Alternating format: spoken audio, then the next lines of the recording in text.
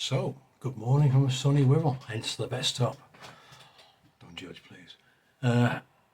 So, just been down to Peterborough and spent 6 days with Rob Moore, Mark Homer, Ryan Pinnock et al. Very mind-blown 6 days of massive amount of information. We listened to Kwasi Kwarteng, the former Chancellor of the Exchequer.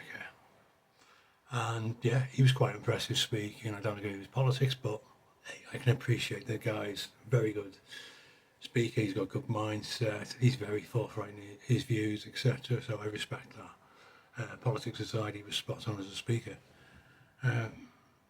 So reason why I've logged on and doing a video now, I've just been reading Property Wire. So all credit for this story that I'm going to read you. It's from Property Wire. And it's about the upcoming renters' rights bill. And what it's saying is the upcoming renters' rights bill, remember it's still in the House of Lords, it's in committee stage there, so it hasn't come out of the House of Lords for its first time and gone back to the Commons yet, and it will ping pong backwards and forwards, so there's no guarantee it's going to be this year. It could be, but it could end up being next year. So what they're saying is the upcoming renters' rights bill is prompting tenants to quit their tenancies via early surrender agreements. Property Mark's former President Gret Suman said the bill will end fixed-term tenancies, enabling tenants to leave by simply serving 2 months' notice, while landlords will have to give a valid reason. But they want their property back. An early surrender agreement is what's currently in place. So, currently in place, the tenant can come to you and go, "Yeah, I'd like to surrender my tenancy, please, to end a fixed-term tenancy," provided the landlord agrees. Now, the landlord has to agree to this without paying rent for the remainder of the term. Yeah. A number of tenants are mistakenly thinking the bill has already passed and are therefore initiating early surrender agreements. So what they're saying is, oh yeah, this new bill's come in, let's get ourselves out of a fixed term tenancy, and we can go on to the normal thing and only have to give 2 months notice.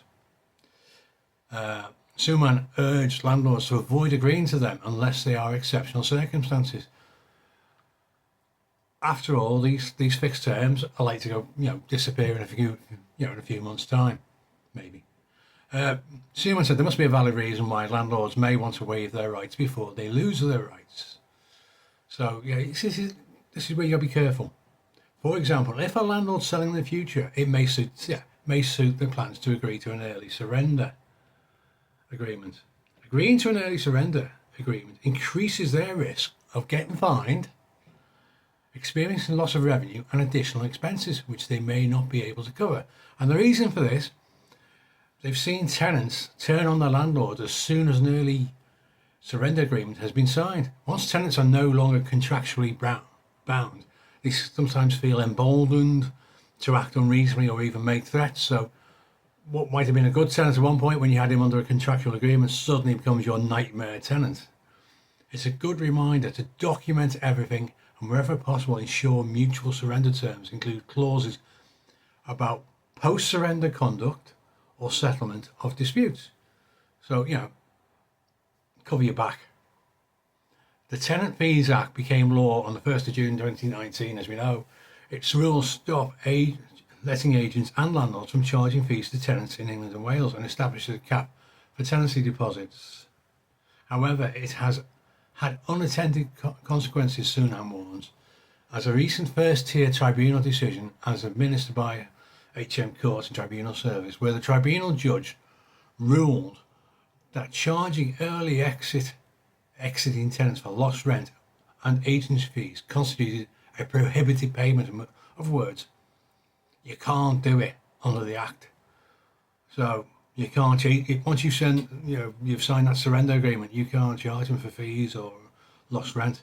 Suman added, a landlord putting forward an early surrender agreement, even if this is financially better for the tenant than holding them to the existing contract, could land them in significant fine and the inability to cover their costs. And that is the unintended consequence of the Tenants Fees Act.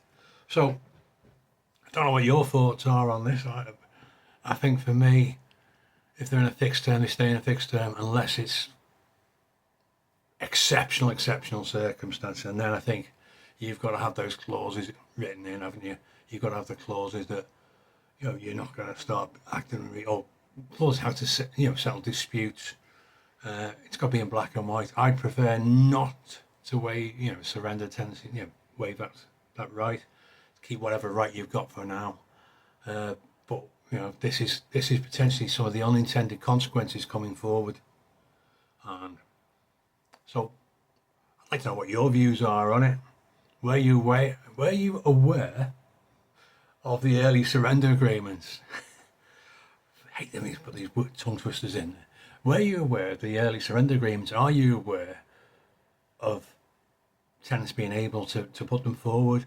Have you had this happen to you? Have you agreed to one? Have you knocked one back for whatever reason? So yeah, share your thoughts in the comments below. I'm going to throw a podcast. I'm going to record a podcast later. I'm just sitting in I'll call it my studio, but it's one of the bedrooms with my office in it. So I'm going to sit in my studio, and I'm going to record a podcast later about early surrender agreements, and just to make sense of it, and I'll tie it into the changes in the Renters' Rights Bill. So my podcast is Efficiency in Property Investing. It's available Apple, Spotify, whatever. So I'll throw a link for that in the comments below, down there. If you could please like, subscribe, follow, be much appreciated. Please share. It's free to share, but it means a huge amount to me, and I'm really grateful for all that support. So give me your thoughts on what we just discussed, what we just talked about, and keep moving forward, and speak to you guys later.